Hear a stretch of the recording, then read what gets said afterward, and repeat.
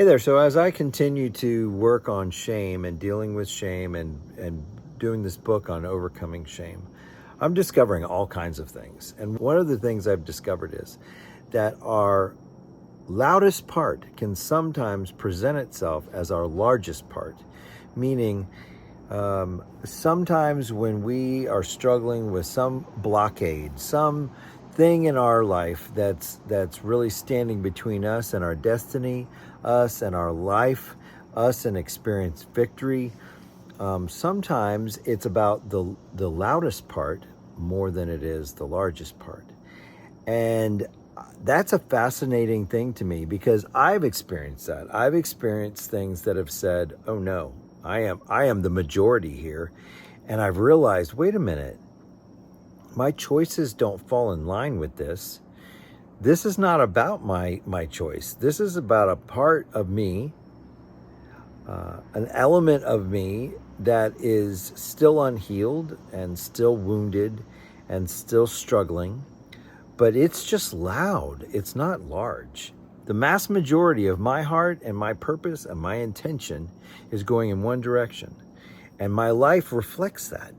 But then I have this one part, this small little part that has a loud voice. And it is the minority, not the majority. But because of its volume, because of its extreme demand to be heard, that part can control.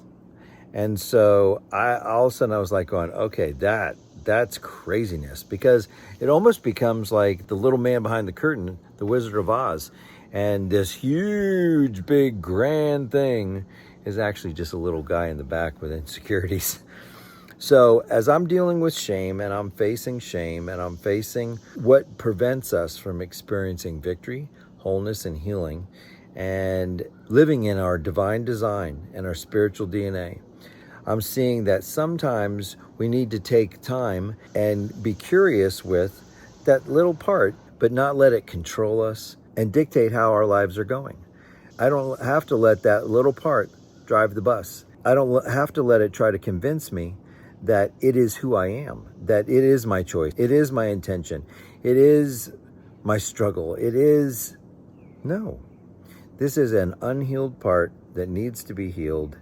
And I don't have to focus on it as if it is my entire person, because the choices I have made, that I've set forth and that I'm living, those choices are who I am. Those choices are presenting themselves in my life, and people are witness to those things. But the little parts, the parts that are so loud, the parts that the struggles and the fears and the shames and the sins that are just really small, but they may be generational, they may be habitual. I don't know what they are, but they present themselves as the whole, and they're not. They're just a minority. And so I know that I have worked with guys, and I'm being worked with to deal with those small parts. And it's curiosity. It's going in there and it's listening. It's curiosity. It's discovering. It's having compassion for yourself. Okay, these are some wounds. Let's hear it. Let's deal with it. Let's also position it in the category that it deserves. It doesn't need to hold the majority part. It is not running the roost. It is not on the throne. Jesus is on the throne, and my choices are leading me to him and with him and in him. And then these little parts, these loud little parts, they just need to be dealt with, handled. And sometimes that's with people that can help us walk through it, that can help us to discover what this part really is saying. What this part, you don't want to discount it. You don't want to bury it, because doing that only sets it off to blow up bigger in a later date. But if I can stand there and I can give it attention, give it the curiosity to discover what it is, what it's connected to, that's beautiful. And it's part of the healing process. Yes, the life of Christ absolutely has paid for everything. But sometimes he wants us to deal with some of our struggles in a more intense way with him, and we have to literally discover with him. We have to sit with some of it with him, because there's something that he wants to teach us about ourselves, about our life, and about him, and about his gloriousness. If I don't know, if I just wave a wand at some things and I never deal with those things, I don't actually have the ability to grow from those. It's just poof, gone? No. Some of our struggles, some of our loudest struggles, are struggles that our Lord is inviting us into, to have a relationship with him, to have connection with him, to bring him into that so that he can teach us not only about ourselves, about our life, about our calling, about our past, but also about who he is. And that's beautiful. And I've done that with a number of guys. I've sat with them and I've loved them and I've listened and I've gone in with curiosity to discover what is this part saying? What is happening here in this? And as we open up and discover these parts, and as we discover what's happening, and as we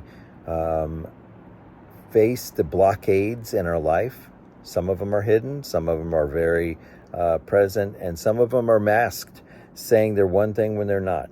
And so, but going in and listening and having curiosity and discovering about him, and then who he is and how he wants to deliver us from those things, it's beautiful. It's absolutely beautiful. So if any of this resonates with you, if any of this is touching you, and you're saying, I have a blockade, I have a struggle, I have something that's preventing me from experiencing things that I really know that I should be experiencing, I'm asking you to just reach out to me and say, hey, could we maybe do a coaching call, and let's talk. Let's just discuss. Let's talk about the possibility of, hey, is coaching with John something that would be really beneficial, that I could really glean off of? So if you have any interest in doing the work of discovery, of finding out about these blockades, these roadblocks in your life that is preventing you from experiencing your divine design and your spiritual DNA, and you know you have made choices, but there's things in your way and in your path that seem to be hindering you from experiencing all that Christ desires to be in you, I would love to talk with you. I'd love, just reach out. Let's talk. Let's just open a dialogue. And I would love to hear from you and just see what the Lord would do. I thank you for listening and for your encouragement about the podcast and about the reels.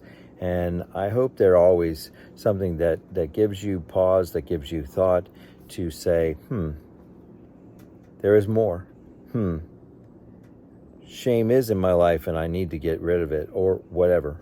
So I love you. I appreciate you. And I'll be back real soon.